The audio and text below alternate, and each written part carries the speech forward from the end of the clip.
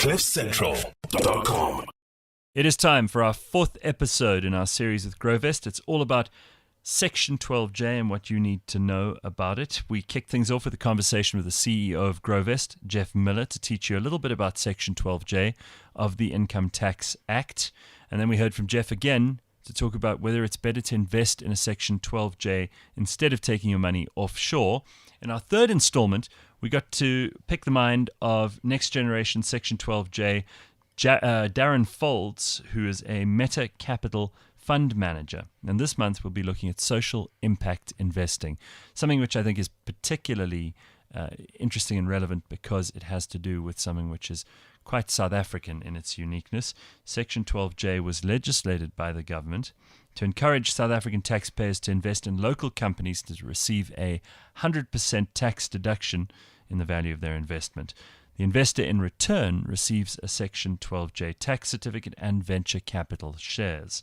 Now, that invested amount can be deducted from the investor's taxable income in the year in which the investment is made.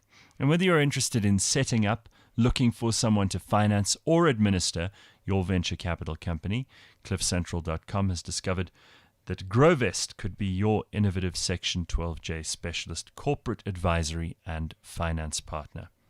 Today, I want to talk about an interesting project called the Mdluli Safari Lodge, which has established a benchmark and landmark for sustainability and community-driven tourism development in South Africa. And to talk to me about it is a non-executive director for Grovest, Malcolm Siegel, who's also corporate advisory and the director for the Mdluli Safari Lodge Limited. So how are you, Malcolm?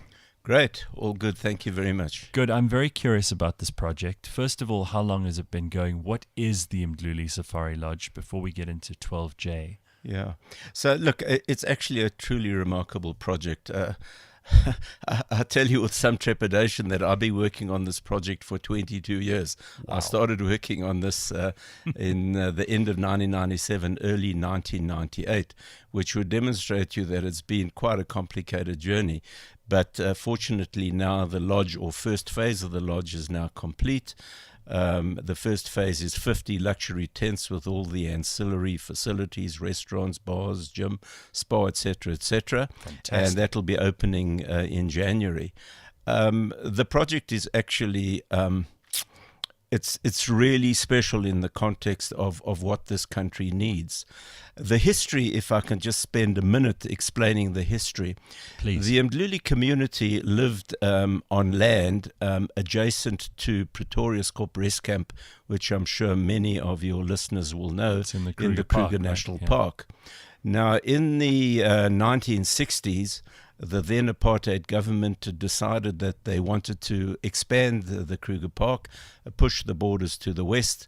And one day the trucks and the tractors arrived, and the members of the community resident there were forcibly removed, pushed to the other side of the railway line, and literally dumped in the communities there to the west. Going then to the mid-1990s, which is shortly before I got involved, the then chief of the Mdluli community, Chief MZ Mdluli, who subsequently passed away, he made representation to the then minister, or the then relevant government minister, who interestingly enough was Derek Hanekom. Who was recently Minister of Tourism. As you know, he resigned with us quite recently. And that the late chief was absolutely insistent that they wanted their land back, and the minister agreed. And in fact, I have the original copy of the letter where Minister Hanekom wrote to Chief MZ Mdluli advising that the government agrees to the restitution of the land to the Mdluli community. Now, that's also extremely interesting because subsequent to that, the legislation has been changed. And in the event that there is a land claim in an environmentally protected area, there is no longer land restitution, but the communities get financial compensation in lieu thereof. So in other words, this is a bit of a special case. This is a very special case. That late Chief MZ Mdluli was an extremely interesting man. As one might understand, he was not well educated. He spoke a broken English. He, in fact, was illiterate, but nevertheless extremely wise. And he really understood that the impact that this lodge could have on the Mdluli community, and that's the reason why he was so persistent.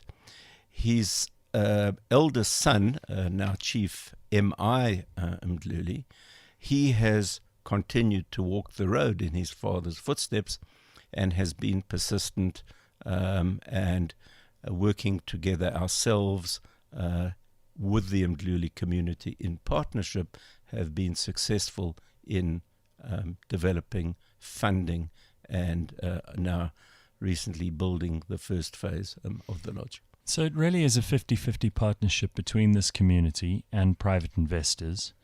And what is the financial benefit to them, and what is the benefit to investors? Yeah. So let me deal with the community side of it first.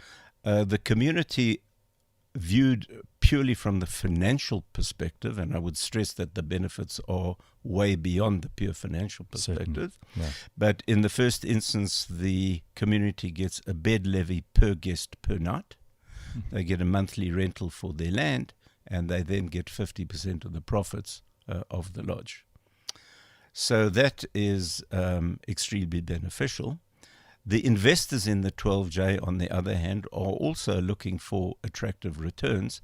And this is where the magic of Section 12J kicks in that because of the effective reduced cost of capital, on the one hand, you can offer 50% of the profits to the community, but on the other hand, provide the 12J investors with an attractive financial return.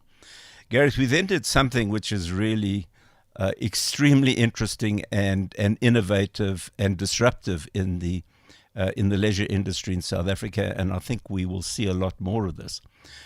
What we then said was these lodges effectively operate on a 65 to 70% occupancy per annum. A ballpark might be a bit more, might be a bit less, depends on the time of the year, and might depend on certain other global, economic and social factors, but more or less that's the situation.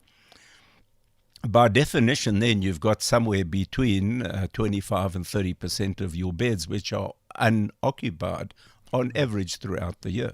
Okay. So in our package, what we have done is, in addition to offering the investors the financial return and the dividends, etc., we offer, depending on the size of the investment package, a free bed night package per annum. So, for example, R1 million subscriber for shares in Mdluli Safari Lodge, in addition to the financial element of his investment, would be entitled to 25 free bed nights per annum.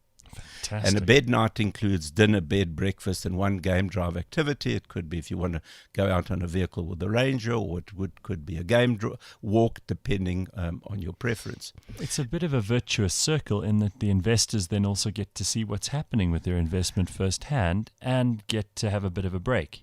Well, in addition to that, one needs to then calculate, at least on a notional value, what is the value of that investment. And if you take the value of those bed nights, 25 bed nights at the rack rate of the lodge, 25 per annum, and multiply that by 10, the true economic value of the investment effectively doubles. Wow. So the internal rate of return on the package, both financial and non-financial, actually is then in the region projected of 40%. Now, apart from the financial benefits to the community, what are the more indirect ones? You hinted at them and said that they may even be more valuable to those people than the money alone. Yeah.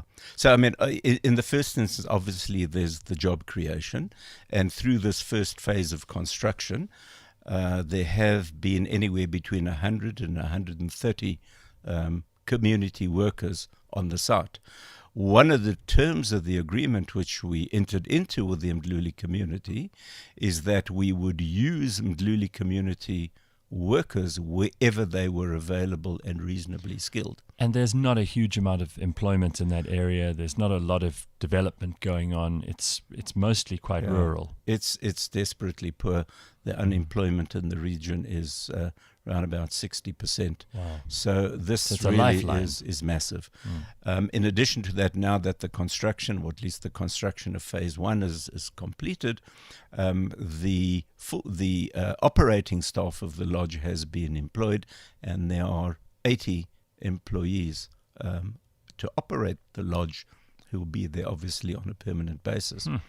And through this process there has been extensive skills development, skills transfer, and even now, if one goes to the lodge, we were there this last weekend, the training of the staff on really basic things: how to clean a tent, how to serve a guest, understanding the menu. It's a luxury lodge. The food needs to be quite sophisticated, and that requires a lot of training: fire, health and safety, etc., etc. Fantastic. Do you have a support base in terms of being able to call on the Kruger National Park, SANParks? Are they supportive of the venture? Yeah, so that's actually been one of the most interesting aspects of it. Some fairly recently, maybe 2 or 3 years ago, there was a change in the leadership of SANParks, and a gentleman by the name of Mr. Fundisile Mkhitaryan was appointed CEO of SANParks, and we had the opportunity to ourselves, as prospective funders, together with the community, to present to him the benefits of this lodge, and he's been extremely supportive. Fantastic. Great strategic understanding, and it's really been a pleasure and a privilege to work with him and his executive team. Well, it's interesting. You mentioned Minister Derek Hanekom, who was recently Minister of Tourism, among other things. And I'm sure that there is an indirect and a direct benefit to international visiting to South Africa, and therefore, essentially an inflow of capital from other countries to here. A lot of people love to go on safaris. They like to go out into our national parks. Does the Mdluli Safari Lodge benefit from that? No, absolutely. I think if one looks at this, what we've managed to achieve in its perspective of what this country needs, it really is a government dream in terms of ticking all the boxes. I mean, firstly, there's a matter of a land restitution now amicably resolved. I think we all know how contested and how difficult land claims are in South Africa. Sure. So that's a big tick from a government point of view. Then there's the issue we've been discussing of job creation, skills development, etc., etc., and also the small medium enterprise business opportunities which will propagate from the lodge. Then, of course, tourism, and particularly international tourism, is high on the government's agenda, low-hanging fruit in terms of economic development. This is absolutely in the sweet spot. And then, of course, you have 12J. So really everything that this government could dream of in terms of policy implementation, you have wrapped up in one project. It's really the perfect test case for them of a number of different things. But there's another element, which is the ecological and environmental best practice when it comes to developing the lodge, because you're not just building, you're creating sustainability here. You're doing it in keeping with ecological best practice. Sure. So this for me has been interesting. I've never been associated with the development of a lodge in an environmentally sensitive area.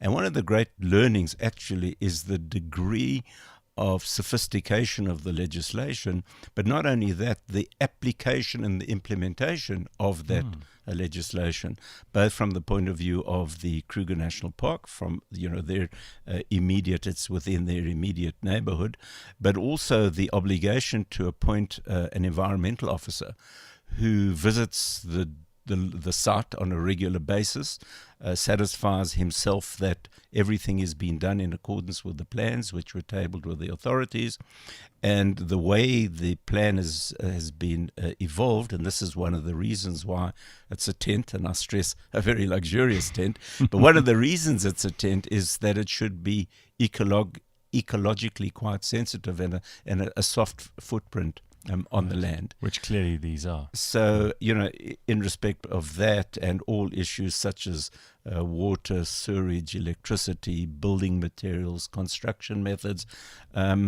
it's really been for me a very interesting journey and a lot of learning.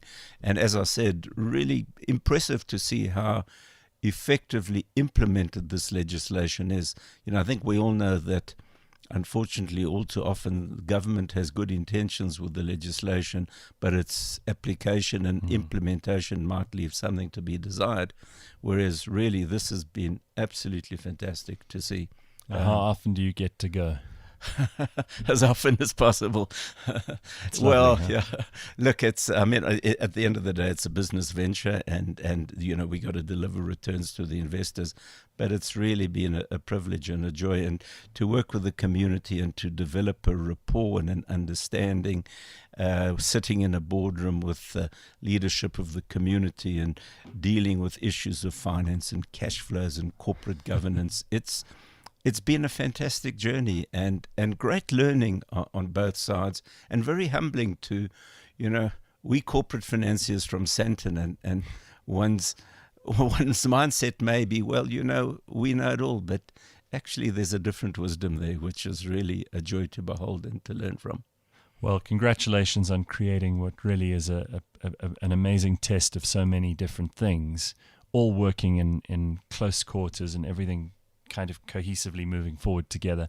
It really is a tremendously successful example of what can be achieved when everybody's moving in the same direction.